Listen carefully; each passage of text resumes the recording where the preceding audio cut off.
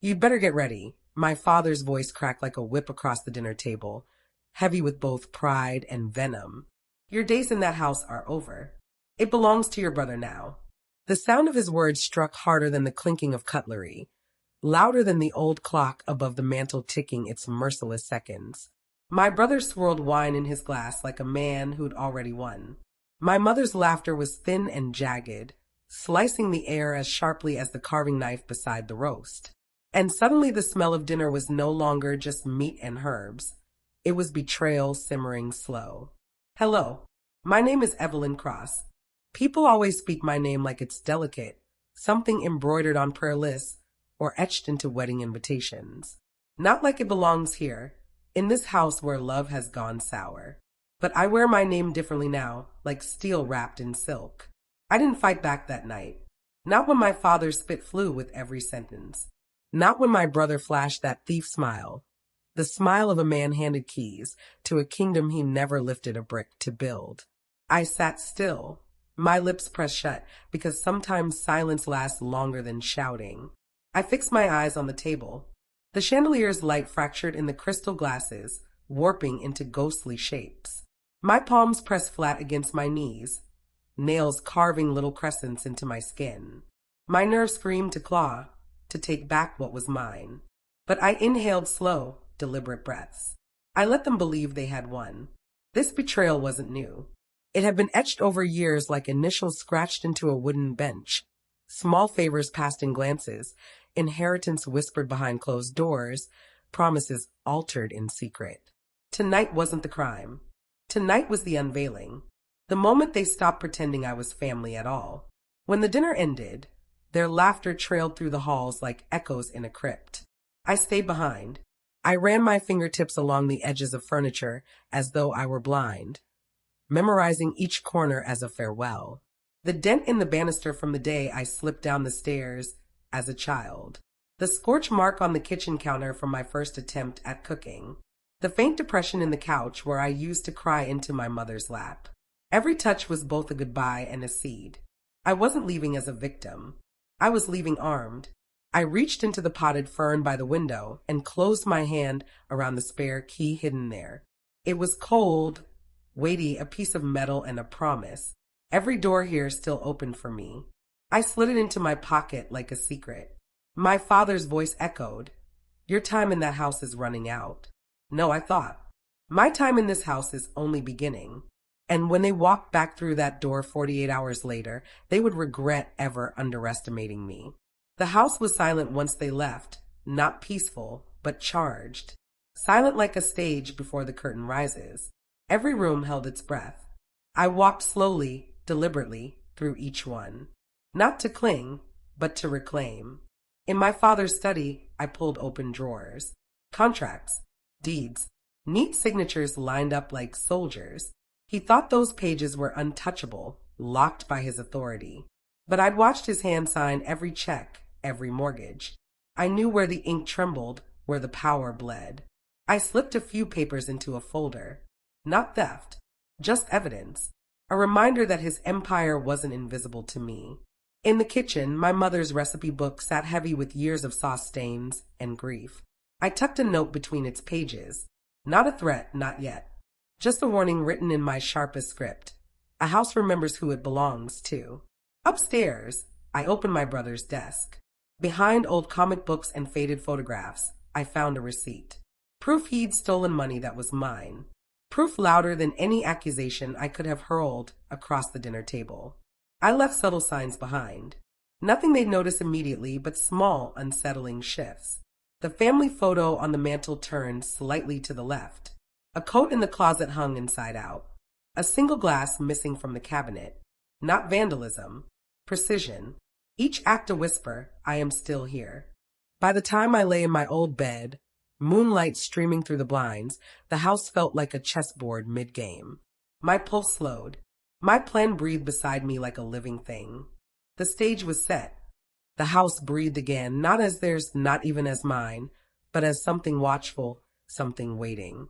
I lay in the dark with the spare key tucked under my pillow, a plan sharpening in my mind like a blade wrapped in velvet. Revenge, I'd learned, wasn't a storm. It was a mask of patience, smiling sweetly while it counted the hours. And when 48 hours had passed, that mask would slip. The knock arrived like thunder clothed in wood, measured, certain, unmistakable. I didn't move at once. I stood in the hallway, my hand hovering over the knob, my breathing even, detached. Through the peephole, their faces swam into view. My father, chest puffed as though he owned the air.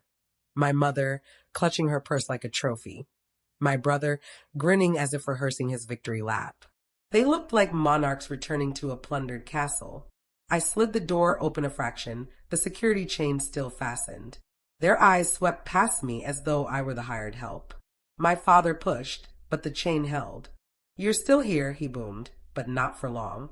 I smiled, a thin, deliberate thing, and let the silence sit between us. Then, with a flick of my wrist, I unlatched the chain and stepped aside, making room for them as guests, not masters. The air shifted as soon as they crossed the threshold. They didn't sense it, not yet. But the house did. My brother tossed his keys onto the console table. My father hung his coat with the swagger of a man planting a flag. My mother drifted toward the mantel, drawn to the photographs lined up like sentries. That was when the first crack appeared. On the dining table waited a small box, plain, brown, unassuming. My father frowned, curiosity pinching his features, and lifted the lid. In that moment, the silence stopped being neutral.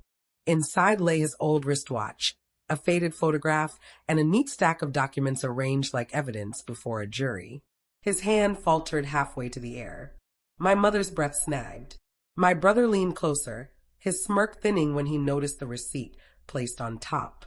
For a moment, the room pulsed with something unspoken, a ripple of unease they tried to disguise. I remained quiet, watching.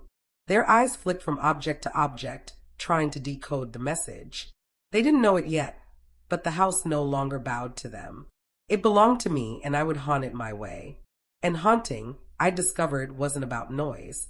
It was about silence so deep it forced people to hear themselves. The first seeds of their regret had just been sown.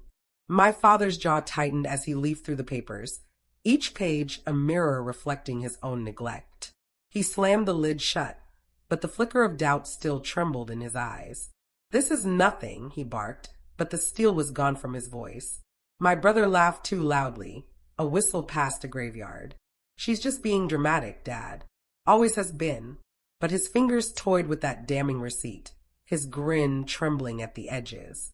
I leaned in the doorway, calm as a tide, letting their unease bloom in the silence. "Funny," I murmured at last, "how houses hold memories better than people do." My mother's head snapped toward me, her eyes sharp and searching. She opened her mouth, then closed it as she realized what had been slipped into her recipe book, the note she hadn't shown anyone. Her fingers clenched the leather of her purse as though it were burning. She whispered, "What have you done, Evelyn?" I didn't answer. Instead, I drifted through the kitchen, tracing my hand along the counters, the cabinets, the stove, touches that unsettled them more than any words. Then I set the spare key, the one from the flower pot outside, down on the table. It clicked against the wood, a sound so clean it cut the room in two. "Strange," I said softly, "how a key can tell you who really belongs." My father's face flushed red, but he didn't reach for it. My brother shoved his hands into his pockets, shoulders tight. My mother whispered my name again. But now it wasn't a question, it was a plea. The air thickened with things unsaid. They had marched back expecting triumph, but the house had met them with doubt. Now they looked like trespassers, standing in a space that no longer bent to their will. I stayed quiet, patient. This was only the first stage. The real unspooling had yet to begin, and I would not rush it. The longer they stayed, the louder the silence became. It clung to the walls, hummed in the vents, pressed at the windows. My father began pacing the living room, his shoes hitting the floorboards like a judge's gavel, but each strike sounded hollow, authority without power. My brother prowled the rooms, yanking open cupboards, pulling at drawers, as though searching for proof that he still owned something here. And then he froze. Under the guest bed, exactly where I'd left it, lay my graduation photo, dust coating the frame. He dragged it out and stared at my younger face behind the glass. His voice cracked as he called, "Why is this still here?" I entered, arms folded, calm as stone. "Because this house remembers," I said. "It remembers what was given and what was stolen." He tried to laugh, but it came out jagged. My father barked. He told him to stop wasting time, to hurry up and clear out the last traces of her life from the house. But the more they searched, the more the rooms betrayed them. A book turned spine in on the shelf. A coat hung inside out. A single glass missing from a set. Tiny, deliberate misalignments whispering, "You're intruders here. You don't belong." My mother broke first. She froze in the hallway, clutching the folded letter I'd slipped into the drawer days ago. Her lips trembled as she read the words. Words that weren't cruel, but true. Words that mapped every promise she'd broken, every secret she'd sealed, every moment she'd chosen silence instead of me. Tears slid down her face, not from my vengeance, but from the weight of honesty she could no longer deny. Her whisper trembled out, almost to herself, "We should never have done this." My father snapped back, voice sharp and brittle, but the edge was already gone. His fury quivered. My brother shoved a folded receipt into his pocket, but guilt had already left its stain in his eyes. They were unraveling, fiber by fiber, and all I had done was hand them the blade. I didn't raise my voice. I didn't lift a hand. I simply stood still, letting the house echo everything they tried to bury. For the first time, I saw fear flicker across my father's face, an expression he'd never let me witness before. He tried to crush it under anger, clenching his fists, his voice booming. "Enough. This is childish. She's playing games." But his eyes wouldn't meet mine. He was shouting at the walls, hoping the plaster might believe him. I didn't answer. I didn't need to. The house itself responded. A draft rolled down the hallway, tugging at the curtains though no window was open. The speaker in the corner, long forgotten, began to hum a song I'd chosen, a low, haunting melody. Not loud, just enough to crawl under their skin. My brother cursed under his breath and turned my graduation photo face down as if that could silence it. But his hands were shaking. The receipt in his pocket might as well have been a stone, dragging at him with every breath. Guilt is loudest in quiet rooms. My mother collapsed into the old armchair, purse on her lap, her face pale. The letter trembled in her grip. "Evelyn," she whispered, broken, "what do you want?" I stepped forward, slowly, deliberately. Every movement a message. "What I want," I said, "is simple. The truth you buried, the respect you denied, the peace you thought I'd never claim." My voice wasn't loud, but it cut sharper than any scream. My father slammed his fist on the table, rattling the small box I'd placed there. "This house is mine," he roared. But inside the box, the watch glinted in the dim light, catching his eye like an accusation. He flinched, just a flicker, but enough for my brother to see. Silence fell, heavy, absolute. Then my brother spoke, his voice a crack of thunder in the stillness. "Maybe she's right." My father spun on him, eyes blazing, but the seed had been planted. Doubt spread fast, jagged and unstoppable. I stayed still, calm, watching them splinter. My revenge wasn't about burning everything down. It was about revealing what had always been there. One by one, their masks were breaking. The silence after my brother's words ate the air out of the room. My father's face turned crimson, veins standing out at his temples. "Don't you dare take her side," he growled, but there was no thunder now, only desperation disguised as rage. My brother shifted, eyes flicking from me to the box to the receipt in his pocket. "She's not wrong," he muttered, voice cracking. "I did what I had to." His confession landed like stones. My mother clutched her purse tighter, tears streaking her cheeks. "Stop this, please," she whispered.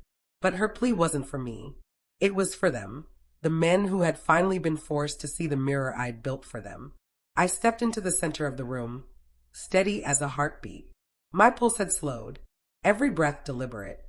"You gave me 48 hours, I said softly, looking at each of them. "And I used every second, not to pack, not to leave, but to remind this house who it belongs to." The words hung there, sharp and immovable. My father laughed harshly, but the sound cracked in his throat. The house itself seemed to press against him. The floor creaked under his weight. The draft hissed through the vents, the faint melody pulsing like a heartbeat. Every sound reminded him, ownership on paper means nothing against belonging built from blood and memory. He slammed the box shut, but his hands trembled. You think you've won, he rasped. This doesn't change anything. I tilted my head. It changes everything. Because now, every time you walk into this house, you'll remember what you tried to erase. Every room, every object, every silence will remind you.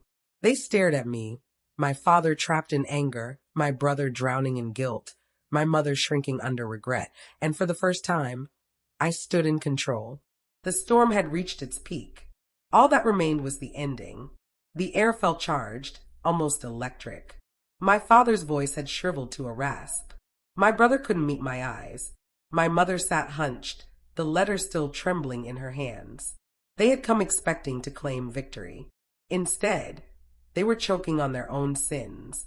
I didn't yell. I didn't strike. I didn't need to. I crossed to the window, pulled the curtains wide, and let the evening light spill in.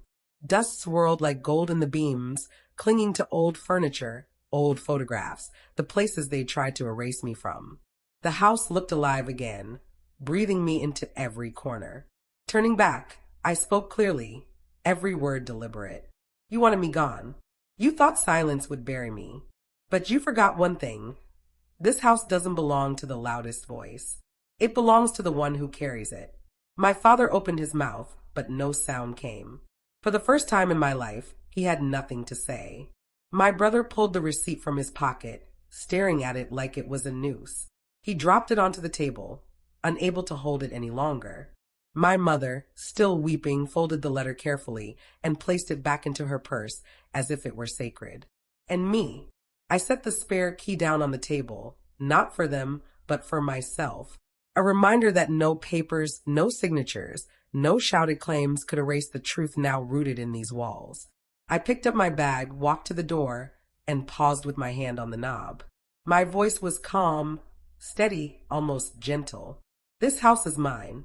Not because you say it isn't, but because every corner remembers me. And it will never forget that you tried to erase me. I left them sitting there, each broken in a different way, each haunted not by me, but by themselves. As the door clicked shut, the silence inside was louder than any scream.